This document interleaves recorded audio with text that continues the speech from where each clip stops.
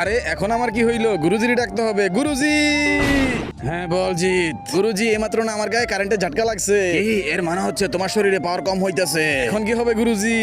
তোকে মুঞ্জি আর ঝাটকার পাওয়ার জোর করে নিতে হবে। ঠিক আছে গুরুজি। বাচ্চারা, আমি তোমাদেরকে নতুন ম্যাজিক শিখতে বলছিলাম। স্যার, আমরা তো শিখে এসেছি।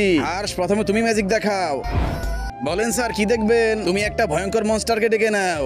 ঠিক আছে স্যার, দেখিয়ে দাও তোমার পাওয়ার। এই ছবিটাকে ভালোবাসলে চ্যানেলটাকে লাইক সাবস্ক্রাইব করে কমেন্ট বক্সে আল্লাহ নামটা লিখে যাও। জিৎ জিৎ হ্যাঁ বলেন গুরুজি, কি হয়েছে? জিৎ, তুই মাস্টারকে অ্যাটাক কর। গুরুজি, পাগল হয়ে গেছেন আপনি? যতটুকু আমি বলতেছি তুই ততটুকু কর। ঠিক আছে গুরুজি। আরে ঝাটকা তুই? হ্যাঁ, আমি তোকে আর তোর গুরুজিকে খতম করে দেওয়ার জন্য আসছি। গুরুজি, মনে হইতেছে আমার শরীরে পাওয়ার চলে আইছে।